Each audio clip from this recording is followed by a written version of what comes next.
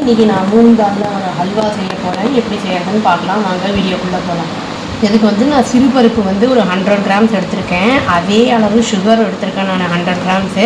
நம்ம சுகருக்கு பதிலாக வந்து வெல்லம் கூட எடுத்துக்கலாம். என்கிட்ட வெல்லம் இப்போ இல்லை அப்படிங்கிறதுனால சுகர் எடுத்திருக்கேன் நான். அப்புறம் முந்திரி வந்து ஒரு 50 கிராம் பக்கம் எடுத்திருக்கேன். திராட்சை சும்மா வந்து ஒரு 10 ரூபா பேக்கெட் ஒன்று வாங்கினேன். நெய் வந்து ஒரு கிட்டத்தட்ட ஒரு 50 ml கொஞ்சம் கம்மி. இது நெய் நிறைய போடுவாங்க, நான் வந்து கம்மியாக தான் எடுத்திருக்கேன். அது ஒரு 50 ml விட கொஞ்சம் கம்மியாக எடுத்திருக்கேன். அதை உருக்கியும் வச்சுட்டேன் நான். இப்போது வந்து அதை ஃபஸ்ட்டு வந்து அந்த மூங் தால் இருக்கு சிறுபருப்பை வந்து நல்லா வந்து வறுத்துட்டு வாசனை வர அளவுக்கு அலசி நல்லா வேக வச்சு எடுத்துப்போம். இப்போ கடாயை வச்சுட்டேங்க, ஆன் பண்ணிவிட்டேன். இது சூடாக அடித்து லேசாக வாசனை வர அளவுக்கு வறுத்துக்கலாம்.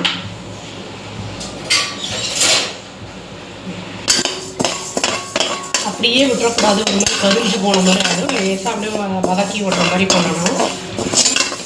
இப்போ வாசனை வந்துருச்சுங்க. இதை ஆஃப் பண்ணிவிட்டு லேசாக தண்ணியில் வந்து கொஞ்சம் ஆறின உடனே அலசி வேக வச்சிடலாம். வேக வச்சுட்டேங்க, நல்லா வந்து பூ மாதிரி வெந்துருச்சு. கெட்டியாக தான் இருக்குது. நல்லா வந்து கொஞ்சம் ஆறினோன்னு மிக்சியில் போட்டு நல்லா அடித்து எடுத்துடலாங்க. இப்போ கடாயை ஆன் பண்ணி சூடு பண்ணியாச்சுங்க. நெய்யை ஊற்றிக்கலாம் கொஞ்சம். நம்ம எவ்வளோ நிறைய தேவைப்படும் இதுக்கு, எவ்வளோ போட்டாலும் அது அப்சர்வ் ஆகிக்கும். நான் ஓரளவுக்கு நெய் போட்டிருக்கேன், 50 ml கொஞ்சம் கம்மியாக விட்டுருக்கேன் நான். சூடான உடனே முந்திரி திராட்சைலாம் ஃபஸ்ட்டு போட்டு அதுக்கப்புறம் பைத்தம்பருப்பையும் போட்டுடலாம்.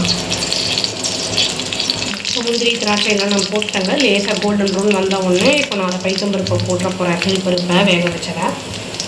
இப்போது அந்த சிறுபருப்பு நம்ம அரைச்சி வச்சுருக்கோம் இல்லைங்களா, அதையும் சர்க்கரையும் ஒன்றா போட்டுடலாம். சர்க்கரைக்கு பதிலாக வெல்லம் வச்சுருந்தாங்கன்னா வெள்ளத்தையும் போடலாம். தண்ணியெலாம் எதுவும் ஆட் பண்ணக்கூடாது.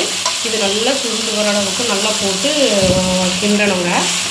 கிண்டிக்கிட்டே இருக்கணும், இல்லைன்னா கொஞ்சம் அப்படி அடி பிடிச்ச மாதிரி ஆகிடும். அது ஏலக்காய் வேணும்னா போட்டுக்கலாம். நான்லாம் ஏலக்காயெல்லாம் போடலை. வாசனையே இல்லை கமகமான்னு இருக்கும். சர்க்கரை நான் இவ்வளோ தாங்க போட்டிருக்கேன். வேணும்னா ஏறக்குறைய தேவைப்பட்டால் நம்ம வந்து உங்களுக்கு இன்க்ரீஸ் பண்ணுறதோ டிக்ரீஸ் பண்ணுறதையோ பண்ணிக்கலாம். நான் வந்து 1:1ங்கிற ரேஷியோவில் தான் போட்டிருக்கேன். நெய்யும் அளவாக தான் ஊற்றியிருக்கேன். வேணும்னா நீங்கள் நெய்யும் போட்டுக்கலாம். நெய்யெல்லாம் பாருங்க. அது கெட்டி ஆன உடனே நம்ம வந்து அதை ஆஃப் பண்ணிடலாம். ஆறும்போது இனியுமே கெட்டியாகும். அது நல்ல வாசனையே நல்லாயிருக்கும். இது நான் முழுசாக போட்டிருக்கேன் முந்திரியை. வேணும்னா நம்ம வந்து அதை கட் பண்ணி கூட போட்டுக்கலாம். டேஸ்ட் ரொம்ப நல்லாயிருக்கும். சர்க்கரைக்கு பதிலாக வெல்லம் கூட போட்டுக்கலாம் நம்ம.